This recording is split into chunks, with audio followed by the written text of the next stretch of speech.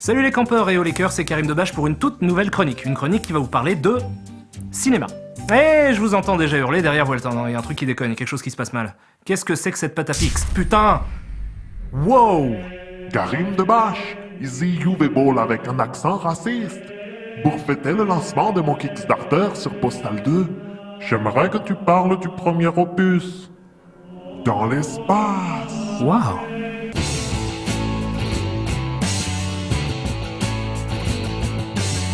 Donc Postal est un film américano-germano-canadien sorti le 18 octobre 2007 en Allemagne, tiré du jeu Postal 2 et réalisé par Uwe Boll, qui nous raconte l'histoire du Postal Dude qui vit avec sa femme obèse dans une caravane au milieu du trou du cul du monde, la ville de Paradise City. Il se rend à un entretien d'embauche où il est accueilli par son éventuel futur patron et son assistante. Entre nous, j'espère que vous ne verrez pas d'inconvénient à ce qu'on filme cet entretien.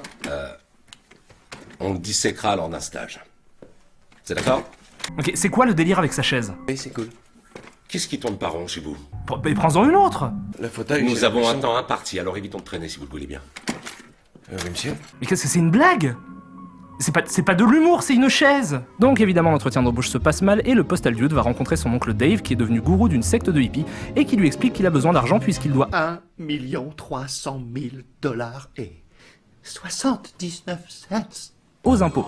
Il lui dit avoir mis en place un plan crapuleux pour les obtenir et demande au Postal Dude de l'aider. Ce dernier refuse et s'en va. Mais ça nous permet quand même d'apprendre à connaître l'oncle Dave et sa vie de gourou. Et évidemment comme le jeu, le film est assez trashouille et vous savez tout ce qu'il faut faire dans ce genre de situation, on appelle Charles. Non attends, on a déjà fait la blague dans l'épisode d'avant. Backward, on va se bilander à belle fâche d'un rotin.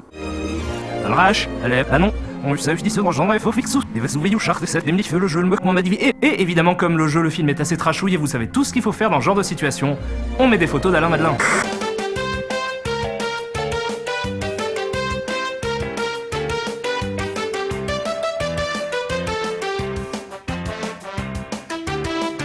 Donc l'oncle Dave est le gourou d'une secte qui se fait appeler la Denomination of Organic Monotheist, ou les Doom. Mes frères et sœurs dans la place en chœur. La secte consiste principalement en une grosse vingtaine de hippies, et probablement les hippies les plus friqués du monde vu qu'une poignée d'entre eux suffit à financer cet énorme palace qui passe leur temps à s'envoyer en l'air avec leur gourou et à fumer de la weed. Et comment leur en vouloir quand le gourou en question est une montagne de charisme. Ouais, alors il est où le problème, Richie? Bref, l'oncle Dave a mis en place une prophétie sur l'apocalypse et est secondé par Richard, fidèle bras droit dévoué et interprété par un des acteurs les moins convaincants de sa génération, à mi-chemin entre John Candy et une cuvette de chiottes. Retour au Postal Dude qui va chercher ses allocs lorsqu'une fusillade mal rythmée explose, ce qui lui permet de griller la file d'attente. Mesdames et messieurs, cet homme n'a aucune limite. Aucune limite. Malheureusement pour lui, il se fait avoir par l'horrible pouvoir des fonctionnaires qui arrêtent de bosser dès qu'il arrive au guichet. Ce qui fait qu'il est condamné à rentrer chez lui sans un sou pour se rendre compte que sa femme le trompe avec... Ouais, pardon, j'ai l'impression que ce plan vient de défoncer une zone très importante de mon cerveau. Vous aurez compris qu'il ne fait pas bon vivre à Paradise City et le Postal Dude décide donc d'accepter la proposition de l'oncle Dave après avoir accidentellement tué un SDF qui voulait le racketter. Ok, je vais m'arrêter une petite seconde sur cette séquence. Allô? Oui, c'est Karim, je suis bloqué dans un trou noir de mauvais goût. Ouais, moi aussi, je suis dans un endroit chelou. Je voulais juste essayer de prouver qu'une conversation téléphonique c'est un truc assez simple à monter. Cool. Attends, bouge pas, j'ai un double appel. Ok. Allô? Oui, c'est encore moi, oui, j'avais juste envie de prouver que c'est facile même avec un double appel. Cool. Bouge pas, j'ai un texto. Voilà, maintenant je vais vous montrer comment Uwe Boll monte une conversation téléphonique. Ouvre un peu ton larfeuille. À qui tu causes là, vieux? Non. Lâche mon flingue. Mais t'es malade du con. Eh, mon neveu, tu m'entends? Arrête. Attends, vu que je t'ai au téléphone, qu'est-ce que t'en penses au juste de leur programme fidélité aux compagnies aériennes? Débarge, mec, lâche le truc. Tu crois que tu peux te servir de tes points quand tu veux normalement, pas vrai? Donc l'oncle Dave explique au héros son plan pour se faire du fric. Le but du jeu est de détourner une livraison de petits pénis en peluche appelés les coucougnettes qui sont en rupture de stock partout dans le monde depuis qu'un tanker a coulé avec une cargaison et qui coûtent maintenant une petite fortune. Bon sang, qui écrit ces conneries? On apprend que les talibans sont aussi à la recherche de ces peluches et ont mis en place un plan à peu près similaire. Par chance, les coucougnettes restantes sont destinées à un parc à thème qui s'appelle la Petite Allemagne et qui se situe à Paradise City. C'est pratique, hein? Parce que ça arrive pile à Paradise City. C'est une cargaison qui vaut plusieurs millions de dollars, ça aurait pu arriver n'importe où, à New York. Non. À Tokyo. Non.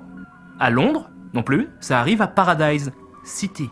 Donc on se retrouve en petite Allemagne et le postal dude, accompagné de l'oncle Dave, de Richard et de quelques disciples, se déguise en nazi pour passer inaperçu. Ils réussissent à détourner l'attention des gardes en envoyant les filles leur faire des fellations. Ce qui est du proxénétisme en fait. La scène est aussi un merveilleux prétexte pour Uwe Boll qui décide de nous offrir un caméo super méta. Regardez-moi, regardez-moi, regardez-moi, regardez-moi, regardez-moi, regardez-moi, regardez-moi. Et un autre. Salut, je suis le mec qui a fait le jeu, je veux mon chèque, je veux mon chèque, je veux mon chèque, je veux mon chèque. Bon, les talibans arrivent pour voler les coucougnettes et une fusillade éclate. Quentin Tarantino a un jour dit que les scènes les plus difficiles à réaliser au cinéma sont les scènes d'action. Parce que chaque mouvement de chaque personnage doit être très précisément cadré et découpé pour que le rythme soit réussi. C'est un putain de casse-tête de faire une bonne scène d'action. Heureusement, c'est pas du tout l'objectif ici. L'important, c'est juste de montrer des gosses se faire buter.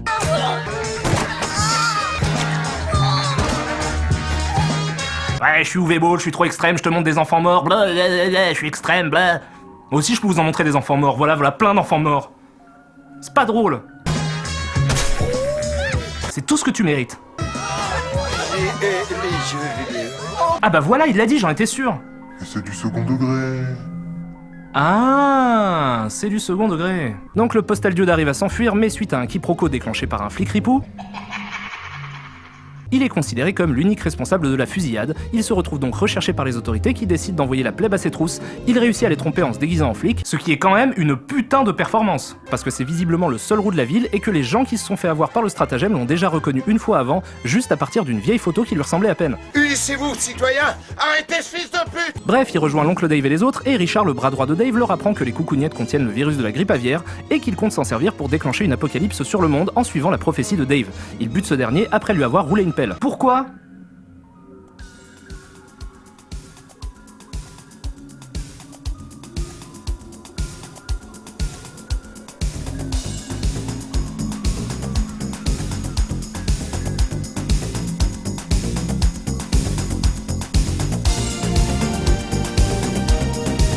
Donc Dave est mort, le postal dude réussit à s'enfuir et décide de se défendre en allant lui-même défoncer les talibans et la secte. Il est aidé dans son combat par...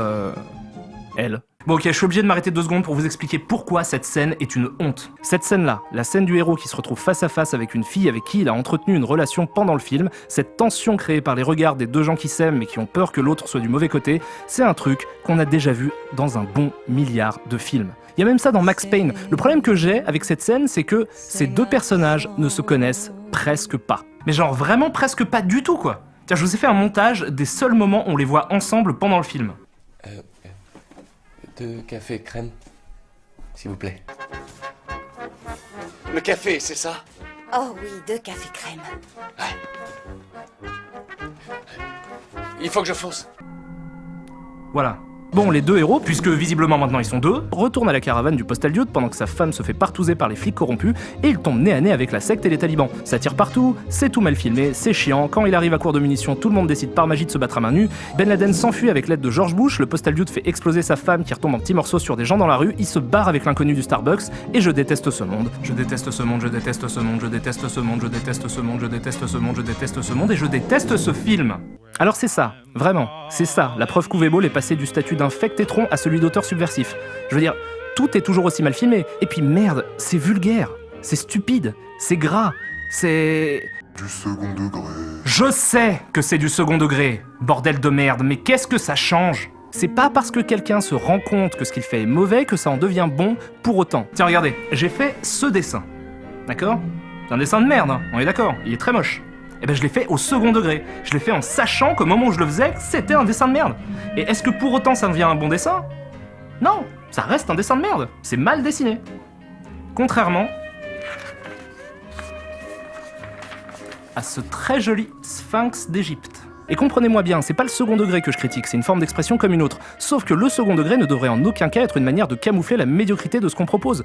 Qu'Uwe Boll décide d'utiliser l'ironie et le sarcasme, c'est une bonne chose, mais ça doit aller avec une vraie rigueur formelle, justement pour que le second degré soit efficace. m'a traité de négro.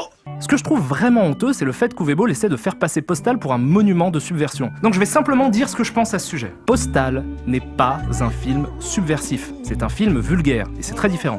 Essayez de vous résumer le film en oubliant toute l'esthétique vulgose. Qu'est-ce qu'il vous raconte? L'histoire d'un héros lambda qui fait un mauvais choix en décidant de se lancer dans une magouille criminelle, qui se fait trahir, qui est pourchassé par les autorités et des terroristes, et qui réussit à tous les battre et à se taper l'héroïne. C'est un scénar de film qui existe depuis les années 30. Rien dans la structure du scénario ne justifie l'imagerie du film. C'est extrêmement convenu et prévisible.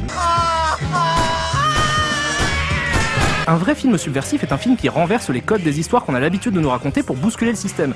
Prenez The Devil's Reject de Rob Zombie par exemple, c'est un film bien moins beauf mais un vrai film subversif. Dans The Devil's Reject, on suit une famille de tueurs nécrophiles psychopathes comme on peut en voir dans plein de films, genre Massacre à la tronçonneuse, sauf que le film choisit de faire de ces personnages marginaux et répugnants les héros du film, et crée de l'empathie pour eux. Ce qui fait que regarder le film devient une expérience vraiment dérangeante parce que nos repères moraux sont mis à mal. Dans Postal, le héros est un héros, il partage les valeurs de n'importe quel personnage principal de blockbuster. Et faire un film subversif ne se résume pas à prendre un film standard et à rajouter des proutes et du caca par-dessus.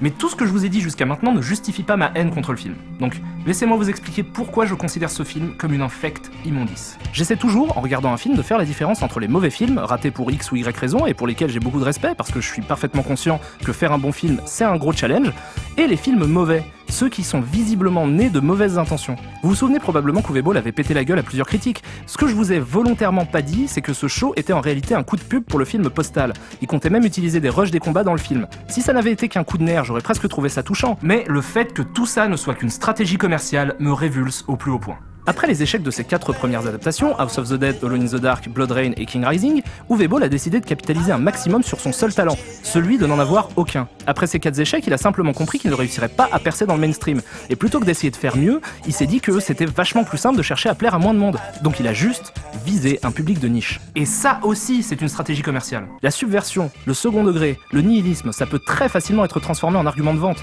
Uwe Boll n'a aucune envie d'être mainstream, ses budgets sont suffisamment bas pour se contenter d'une petite fanbase fidèle. Et c'est exactement ce qu'il essaie de faire avec Postal, fidéliser un public en lui donnant très précisément ce qu'il veut. Et le Kickstarter Postal 2 qu'il lance en est une preuve évidente. Depuis que le système de financement allemand a fermé les vannes, il lui faut une nouvelle source de revenus. Et cette nouvelle source de revenus, bah c'est nous. Donc voilà, je trouve la démarche dégueulasse et le résultat complètement random. Même si, il y a quelques blagues qui me font marrer. En même temps, je me dis que c'est mathématiquement impossible de balancer autant d'aléatoires dans un film sans que quelques instants fassent mouche.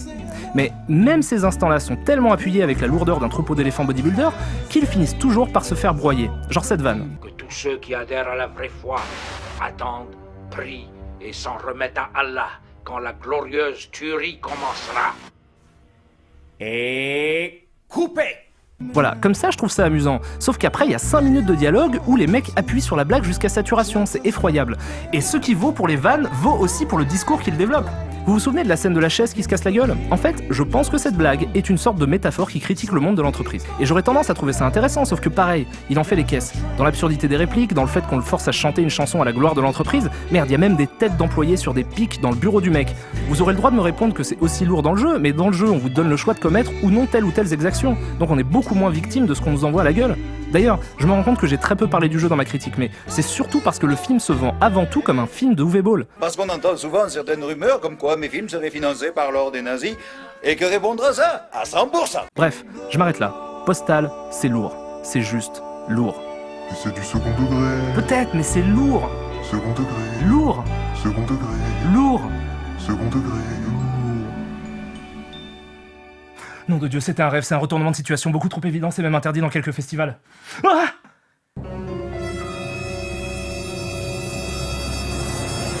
Mais ça aussi, c'est très convenu.